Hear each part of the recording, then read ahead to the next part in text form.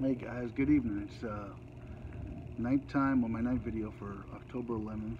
It's Thursday, so in theory, I'll be essentially ending my journey 2 weeks from tonight when I get into LA and get to sleep in a hotel, see some family, and then tomorrow morning, 2 weeks from tomorrow, I'll be heading down to the Santa Monica Pier to finish this journey. But um, you have moments on this journey when it's a little bit overwhelming.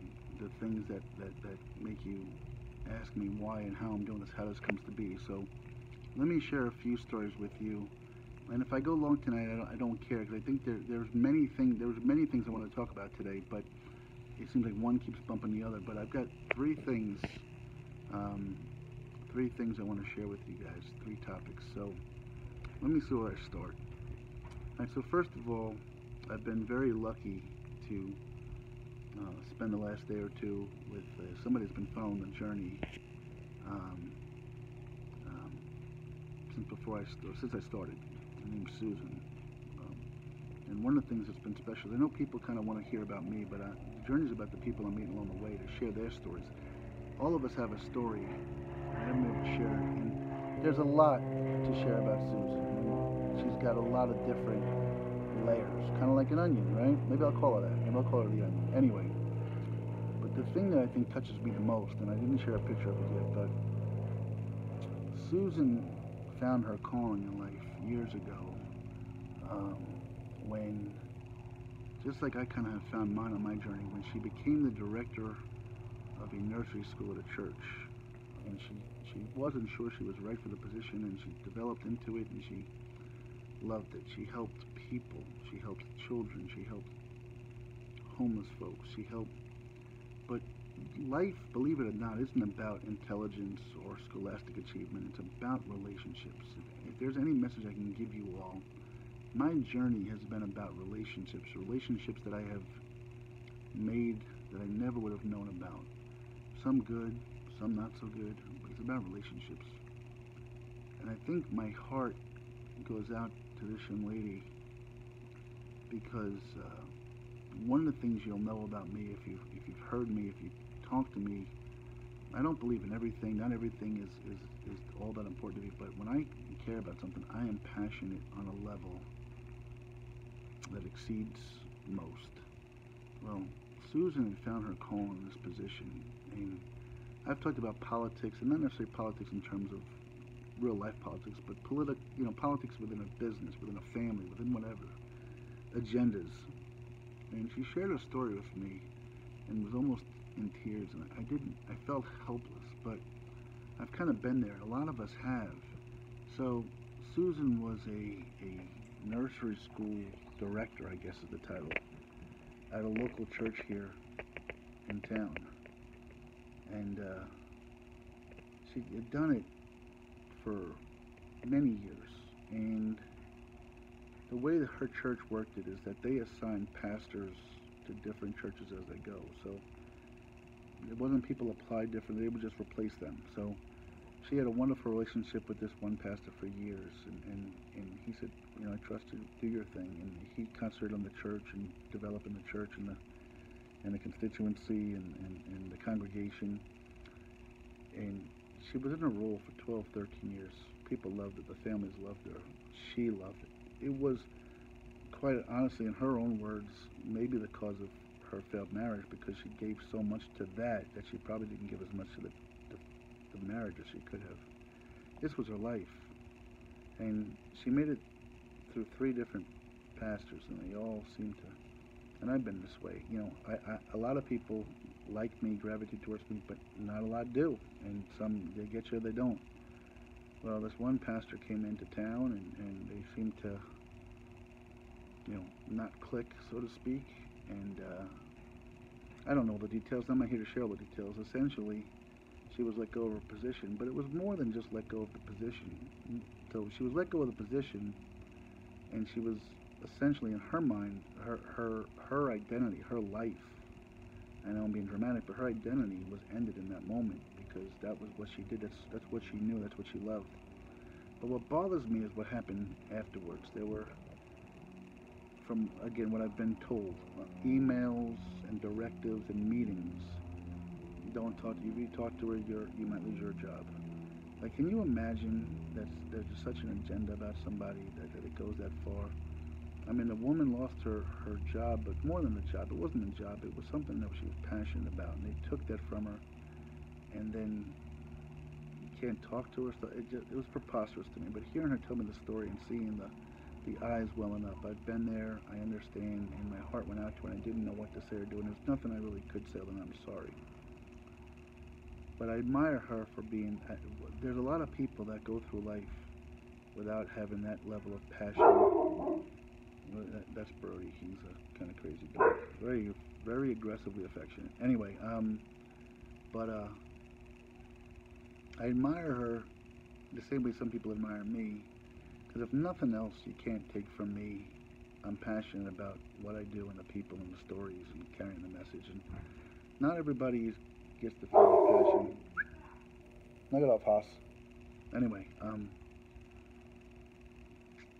me and Brody have been couchmates for the last night, so I can talk to him like that. Anyway, so that was one story I want to share with you. The other story, there's two more that I want to share with you, and I know I talk long. Anyway, this morning I woke up, and ironically, I had to catch up with some creditors. But this was amazing to me, and it's not about the creditors. So I called up this one creditor, and I was speaking to them and said, hey, I'd like to pay a little bit of money on this here. And they said, that's fine, James, we appreciate it. You need to pay. I said, I don't have. And they said, well, okay. Is there a reason why you haven't, what life, maybe we can help you. What life changes have happened? And I said, well, ironically, I'm doing something kind of crazy. I'm walking across, I'm walking across the country. There's a neat backstory, and I haven't worked since July, and I'm going to be home in 2 weeks. I'm going to get all this right, I promise you. I just want to make sure that, you leave well enough alone until then. And I don't know if you've ever, some of you may never have had to deal with a creditor, and God bless you if that's the case and you never have. But these folks are paid to be off the phone quick, try to get you to pay as much as you can in the moment. And she said, well, can I ask what it is that made you walk across the country? And I said, well, yes, you can. And I started to explain the story. And she said, well, I have to tell you that I really believe in what you're doing and I admire you. She said, I have my own story. And I said, well, would you share it with me? And she did. And I spent with a complete stranger who I had called under the premise that I owe you money and you want money. And here we are talking about messages of life and humanity. And her story, or what she's done, and she's created a website and something that's beautiful. And I said, where are you located? And she's in Tampa. But she has a website, www.sidewalksale.org. And essentially, she collects donations and has a sidewalk sale where people can come by and pick up, pre-used clothing for free. Obviously, it's more of the homeless and the indigent. Indigent? See, sometimes I use words, and I'm too old to even think about it. Anyway, the needy that come by and pick up these clothes. And she said something, we were talking about it, and she said, some of these people are the nicest, sweetest people in the world, and yet people seem to be afraid of them. And we talked, and she opened my eyes to something. I had to point the thumb at myself. And I said, well, a lot of these homeless, though, she said, she sort of said, a lot of these people I found are homeless because of a relationship issue. A parent passing, a child passing, a sibling passing, a broken relationship, a divorce, and things like that. And I said, well, I understand that and I get that. I said, but from what I can tell, it seems like, a lot of these have to do with addictions. And she said, Jim, I disagree. She said, I think that, from my experience, and this is just my experience, she said, a lot of these people, it's about the relationship. And the only way to cope, living out in the streets is not easy in any environment. And I can attest to that. But she said, living out on the streets, the only way they cope is by drinking and drugging. And that leads to the addiction. She said, a lot of these people, when they initially get out there and initially are homeless, they're not addicted to things. They only become addicted because they're living on the street. They're in pain, physically and emotionally. They're trying to cope. They're trying to ease that pain, and they're out there with other addicts who say, "Hey, take this, drink that." And I never thought about that, but it made a lot of sense to me. And again, this journey for me has been about offering you guys different perspective. I'm not here to judge or to preach. I've been trying to share my perspective on things, exposing you to people and other things that are out there. So um, that opened my eyes. And so I had about a 20-minute conversation, essentially with a bill collector, about everything but collecting bills. And if you thought and told me I could ever have that experience in my life, or thought it could happen, I'd say you're out of your mind. And what's funny is I was staying with Susan, I had her on speaker, and she's just shaking her head going, I can't believe what I just heard. But ironically, that has been 60–70% of the journey. Those things just keep happening, which I'm going to talk to you about in a minute. I do want to say I apologize. One of the folks I met on this random journey was in Joplin. I met this group of folks that do medieval portrayals, medieval reenactments. I forgot the name of the term, the name of the group. But in Virginia, one of these folks somehow was using a lance, and this lance turned and somehow stabbed himself and died. And I just want to send out my condolences to that community and that family, because look, any community is a tight community. These folks do what they do. They're very passionate. I love passion. They're very passionate. They do what they do. They volunteer their time. They travel the country. And this, one of their own lost his life doing something they love. And I just want to recognize that. So these medieval reenactors, I forgot the title of the group. I apologize. Lastly, and I got to wrap it up relatively quickly. So I was in Albuquerque, and some gentleman reached out to me. I thought he was a friend of a friend. So his name is Brian Blair, and he reached out to me and said, hey, I can come get you in Flagstaff. I'm in Phoenix. I tried to reach out. I didn't hear from him yesterday. He said, hey, Jim, you know what? Let me know when you're in town. I just spent the afternoon with Brian. This has been an amazing journey for me. I met him, and I realized when I tried to talk with him that I didn't know who recommended him, how he'd heard of me, any of that stuff. In fact, Susan dropped me off. And I don't even know who this person is and how. And I'm walking. She's like, it's like a blind date. Are you nervous? I wasn't nervous, but it was kind of weird. And I walked into this restaurant, and Brian and I started talking, and we started talking music. And he's substantially younger than me. He's 24 years old, but he grew up in Philly. He lives out in Phoenix. He's traveled some for business. I said, how do you even know of me? And I'm not a social media guy. I never have been, never will be, although this journey's made me. And he's like, man, you're from York. Some guy I went to college with from York heard your story. He said, hey, you got to follow this guy. I've been following you since day one. I just didn't tell you. And then when I found out you were getting close, I figured I'd reach out to you. He's into music heavy. We talked about music. We talked about stories. We bonded like so many times. He has a guest.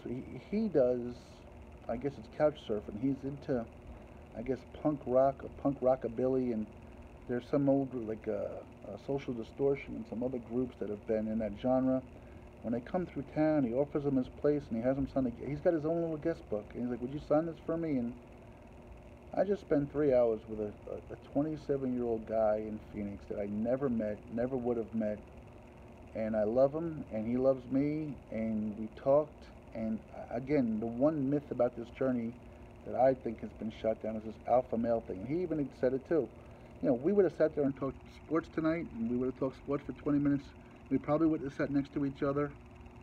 We would have probably ignored each other all night because we're guys. But because I knew him, we stepped up. I sit next to him. We started talking questions. Oh my God. So I ask random questions. One of the questions I ask is, your favorite movie? He came up with the movie Big Fish. If you guys have never seen Big Fish, I've never gotten that answer. I love the movie. You talk about kind of deep and making you think. I love them for it. So Big Fish was one of his movies. We talked about mob movies. He has an under-the-radar mob movie, The Irishman, which is about Danny Green in Cleveland. Another great movie. We just started bonding. I was talking to Jamie. I don't know how this stuff keeps happening. I didn't know this woman on the phone this morning. I didn't know. Never met Susan. I didn't know Brian. He reached out to me. And it's just overwhelming how this stuff keeps happening. I've got to shut off for now. Enjoy the night video. I've got another night ahead of me. I'll share with you in the morning. I love you guys so much. I got 2 weeks left. Thanks for supporting me. I love you guys. Take care.